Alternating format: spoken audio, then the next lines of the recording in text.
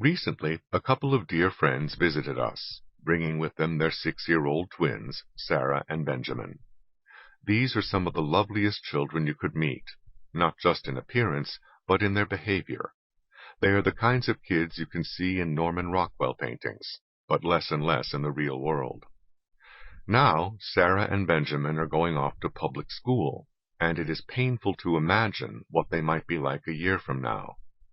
Most people are unaware how much time and effort the public schools, and some private schools, are putting into undermining the values and understanding that children were taught by their parents and reorienting them toward the avant-garde vision of the world that is fashionable in the educational establishment. Today's educators believe it is their job to introduce children like Sarah and Benjamin to sex when and in whatever manner they see fit, regardless of what the children's parents might think. Raw movies of both heterosexuals and homosexuals in action are shown in elementary schools. Weaning children away from their parents' influence in general is a high priority in many schools. Children sit in what is called a magic circle and talk about all sorts of personal things, with the rule being that they are not to repeat any of these things to anyone outside this magic circle. Sometimes they are explicitly told not to repeat what is said to their parents. Some handbooks for teachers warn against letting parents know the specifics of what is being done and provide strategies for sidestepping parental questions and concerns. Glowing generalities and high-sounding names like gifted and talented programs conceal what are nothing more than brainwashing operations to convert the children from their parents' values to the values preferred by educational gurus. Right and wrong are among the earliest targets of these programs. There is no right way or right age to have life experiences, one widely used textbook says. Another textbook tells children that they may listen to their parents if you are interested in their ideas.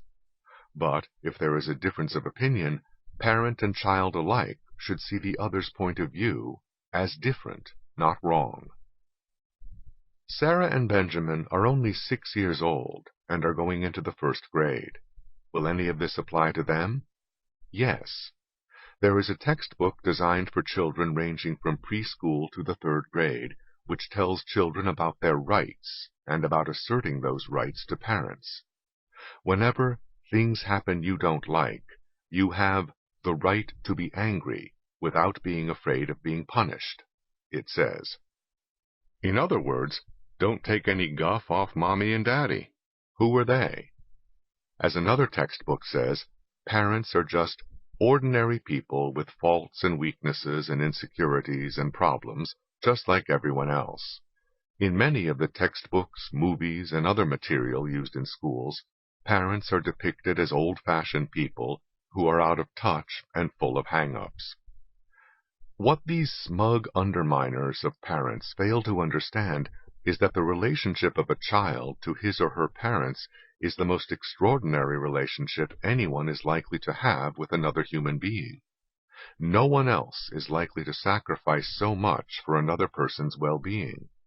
If the avant-garde ideas taught to children in schools blow up in their faces, it is the parents who will be left to pick up the pieces, not the glib gurus. Most of the classroom teachers who carry out such educational fashions and fetishes have no idea where they originated or what their underlying purpose is. In reality, many of the techniques and strategies used to break down the child's values, personality, and modesty are straight out of totalitarian brainwashing practices from the days of Stalin and Mao. That is the origin, for example, of the personal journals that children are required to keep in schools all across the United States. These journals are not educational. Gross mistakes in spelling, grammar, and usage are ignored, not corrected. These journals are gateways to the psyche and the first step in manipulating little minds. As our friends departed and went off to enroll their children in the public schools, I could not help wondering if I had seen Sarah and Benjamin for the last time. Would they still be the same sweet children after they have been used as guinea pigs by those who claim to be trying to educate them?